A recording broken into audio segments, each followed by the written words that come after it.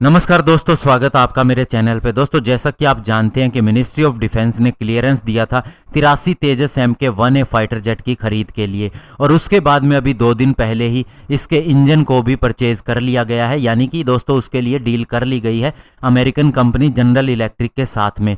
तो ऐसे में दोस्तों अब तेजस फाइटर जेट बिल्कुल समय पर आ जाएगा, और ऐसा हम इसलिए कह रहे हैं क्योंकि दोस्तों बहुत सी इंडियन प्राइवेट कंपनीज भी इसके अंदर इन्वॉल्व हैं, और उन्हें पूरी आशा है कि जल्द से जल्द उन्हें भी बड़ा ऑर्डर मिलेगा। चूंकि दोस्तों समय पर इसकी सप्लाई करनी होगी, इसीलिए वे पूरी तरह से तैयार हैं, और साथ ही आगे अपने प्रोग्राम को आगे बढ़ाने पर भी सोच रही हैं, यानी कि एक्सपेंशन करने पर भी सोच रही हैं। आज इसी के ऊपर बात करेंगे। चलिए दोस्तों शुरू करते हैं। तो दोस्तों फाइटर जेट मैन्युफैक्चरिंग के अंदर एक बहुत बड़ा इकोसिस्टम इंडिया के अंदर डेवलप हो रहा है, जिसके अंदर डिफेंस PSU के अलावा बहुत से प्राइवेट सेक्टर की कंपनीज भी शामिल हैं। और जब 83 तेजस फाइटर जेट का ऑर्डर दिया गया तो इनकी उम्मीद और भी बढ़ गई, क्योंकि ऑलरेडी ये इस कंसोर्टियम के अंदर शामिल है।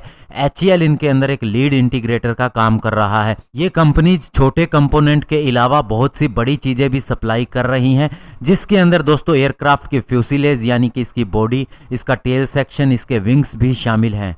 और दोस्तों बड़ी बात यह है कि इन कंपनीज का कहना है कि हमें पता था, हमें कोई बहुत ज़्यादा प्रॉफिट इसके अंदर नहीं हो सकता, या कहें कि एक जैसा फॉरेन OEM के हिसाब से जो एक प्रॉफिट होता है वैसा नहीं होगा, लेकिन फिर भी उन्होंने इसमें शामिल होने का फैसला किया। और उन्हें इस बात की खुशी है कि इंडिया के अंदर इस तरह का सिस्टम तैयार हो रहा है और उन्हें इससे जुड़ने का एक मौका मिल रहा है।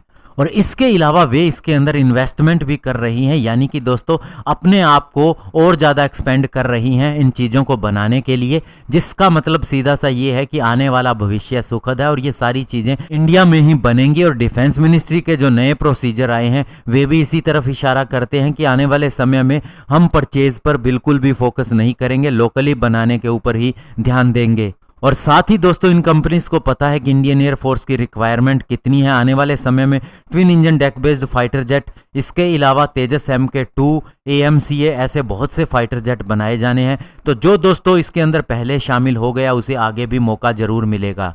और अगर हम कुछ बड़ी कंपनीज की बात करें तो उसमें VEM technologies, L&T, DTL, alpha टोकोल और डाटा पैटर्न्स वगैरह शामिल हैं।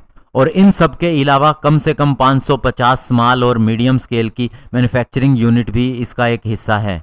तो ओवरऑल दोस्तों ये कहा जा सकता है कि यहाँ अब इकोसिस्टम बन चुका है और ये आगे और भी बढ़ेगा, और कंपनीज बहुत ही ज़्यादा उत्सुक हैं इसे ज्वाइन करने के लिए, यानी नई कंपनीज और भी तैयार हैं, और जो कंपनी ऑलरेडी इसके अंदर शामिल हो गई हैं वे एक्सपेंशन कर रही हैं। और इसका सीधा सा मतलब ये है कि तेजस फाइटर जेट का जब काम शुरू होगा तो समय पर इसकी डिलीवरीज शुरू हो जाएंगी, और माना जा रहा है कि HAL 1 साल के अंदर 16 फाइटर जेट डिलीवर करेगा, और इसी की क्षमता की ओर वो बढ़ रहा है, और फ्यूचर में ये क्षमता 25 तक होने वाली है।